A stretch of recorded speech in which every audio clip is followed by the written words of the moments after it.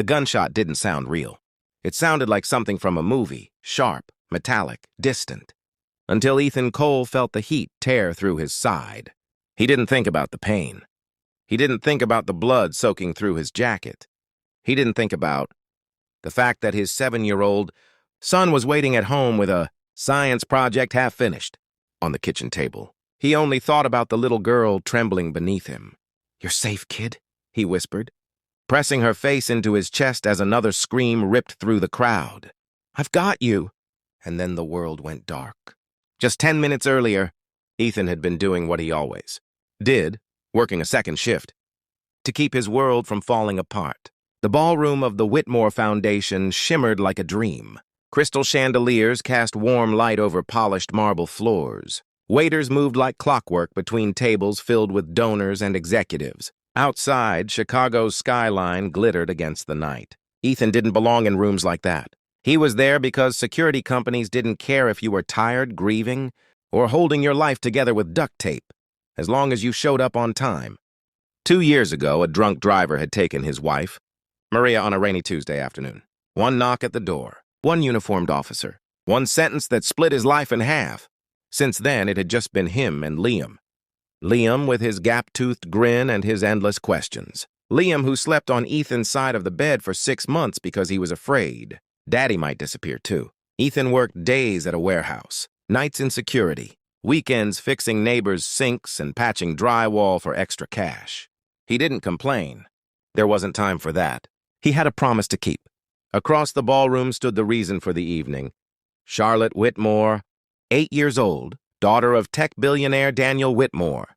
Charlotte wore a pale blue dress and sparkly sneakers that peeked out beneath the hem. She was supposed to stay near her father. But children don't understand the choreography of high society. Ethan noticed her because she reminded him of Liam wandering toward the dessert table, wide-eyed, curious, alone. Daniel Whitmore was on stage, delivering a speech about expanding access to education through artificial intelligence. Applause thundered as cameras flashed. Ethan scanned the perimeter as trained. That's when he saw the man near the side exit. Baseball cap low, jacket too heavy for the room. Eyes not on the stage, but locked on Daniel. Ethan's stomach tightened. The first shot exploded before he could shout. Glass shattered. Guests dropped to the floor. Chaos bloomed like fire. Charlotte froze in the open space between tables, and Ethan ran. He didn't think about liability. He didn't think about whether he was paid enough for this. He didn't think about his son's unfinished science project, or the bills stacked on the counter. He thought about a child standing alone in a storm. He reached her just as the second shot rang out. The force slammed into him like a truck. Pain seared through his side. His knees buckled, but he twisted his body, wrapping both arms around her small frame as they hit the marble floor. "You're safe, kid," he said, though he wasn't sure if he was lying. Security tackled the shooter. Sirens wailed. Someone screamed his name, though he didn't remember telling anyone what it was. The last thing he saw was Charlotte's tear-streaked face. "Don't die," she whispered. When Ethan opened his eyes again, the world smelled like antiseptic. Machines beeped steadily. A ceiling tile came into focus. He tried to move. Fire exploded in his ribs.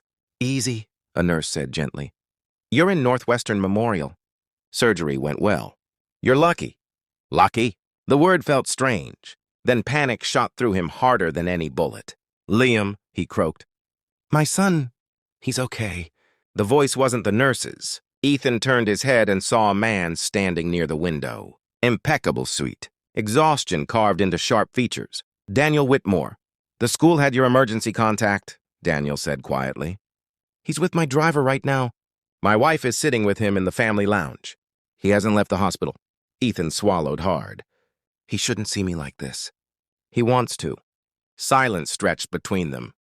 Daniel Whitmore, worth billions, accustomed to controlling markets and headlines, looked smaller somehow. "You saved my daughter's life," he said, voice rough. "You took a bullet meant for me." Ethan closed his eyes briefly. "She's just a kid. So is your son." The words landed heavy. For the first time since Maria died, Ethan felt something crack open inside him. Later that afternoon, Liam shuffled into the room. clutching a crumpled poster board covered in glitter and crooked planets. "I finished it," he said, trying to be brave. "It's the solar system. I put extra stars." Ethan's vision blurred. That's perfect, buddy."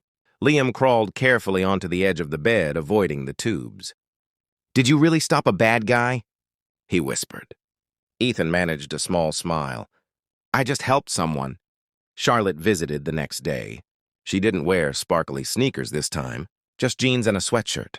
She carried a handmade card that said "Thank you" in giant purple letters. "I was really scared," she told him, standing beside the bed. "But you didn't look scared." Ethan chuckled softly. "I was terrified." She blinked. "You were?" "Yeah, but sometimes being brave just means doing it anyway." Charlotte nodded like she was storing the lesson somewhere important. Outside the room, Daniel watched his daughter laugh at something Liam said. Two children from two different worlds, sitting cross-legged on a hospital floor, arguing about which Avenger was the strongest. Something shifted in him, too. The media storm hit hard. Headlines called Ethan a hero. Clips of the security footage went viral. Interviews were requested. Strangers started a crowdfunding campaign that exploded overnight. Ethan hated the attention. He hadn't done it for cameras. But medical bills didn't care about pride. And warehouse jobs didn't wait for heroes to heal. 3 weeks later, Daniel showed up at Ethan's modest townhouse on the south side. He stood awkwardly on the porch, as if unsure how to knock. Liam answered the door. "You're the rich guy," Liam said matter-of-factly. Daniel blinked and then laughed. "I suppose I am." They sat at the small kitchen table where Maria once graded her students' papers. The paint on the walls was chipped. The air smelled faintly of tomato soup. "I don't want to insult you," Daniel began carefully. "I know you didn't do what you did for money."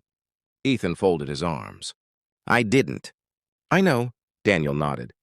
"But my family wouldn't be whole without you, and I can't ignore that." He slid a folder across the table.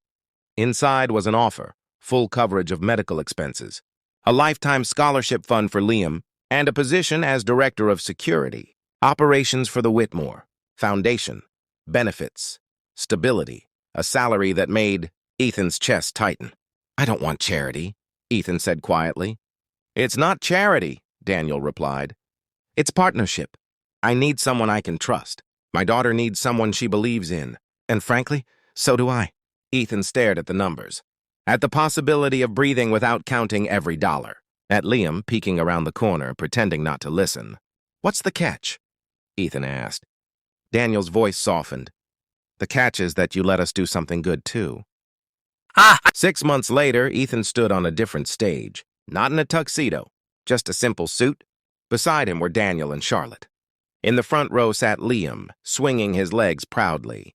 The Whitmore Foundation announced a new initiative that night. Safe Horizons funding, trauma counseling and community security, programs in underserved neighborhoods across Chicago. It had been Ethan's idea. "If we're going to talk about safety," he'd told Daniel during one late-night strategy meeting, "let's make it real for families who don't have bodyguards." Daniel had listened. That was the real miracle. After the applause faded, Charlotte ran up and hugged Ethan around the waist. "You still say it," she told him. "Say what?" "When I get nervous before school presentations." "You text it." Ethan smiled. "You're safe, kid." Liam joined them, sliding his hand into Ethan's. "You took a bullet," Liam said proudly to Charlotte. "My dad's kind of a superhero." Ethan knelt down, wincing slightly at the scar that would always ache in cold weather. "No," he said gently. "Superheroes wear capes. I just did what anyone should do." Daniel stepped closer. "Not everyone does," he said. The two men exchanged a look, one forged not by contracts or headlines, but by a single moment of choice, a choice that could have ended one family. Instead, it bound two together. That night, back home, Ethan tucked Liam into bed. "Dad!" "Yeah, buddy?" "Were you scared when you ran toward her?" Ethan thought about the ballroom. The gunshot. The flash of fear. "Yeah," he admitted. "I was." "Then why'd you do it?" Ethan brushed his son's hair back. "Because someone needed help. And when you can help, you do. That's how the world gets better." Liam considered that seriously. "Like paying it forward?" "Exactly like that." As Ethan turned off the light, his phone buzzed. A text from Charlotte, Big math test tomorrow. Kind of freaking out. He smiled and typed back 3 simple words. You're safe, kid. And for the first time since the knock on his door 2 years ago, Ethan felt something stronger than grief. He felt whole. Not because he'd taken a bullet, but because in a world that could be cruel and random and unbearably unfair, one choice, one act of selflessness had rippled outward. 2 children sleeping peacefully in 2 very different homes. 2 fathers who understood that wealth wasn't measured in dollars. And a quiet promise carried forward into the next generation. When it matters most, we show up, we protect each other, and we remind one another, even in the darkest moments, you're safe.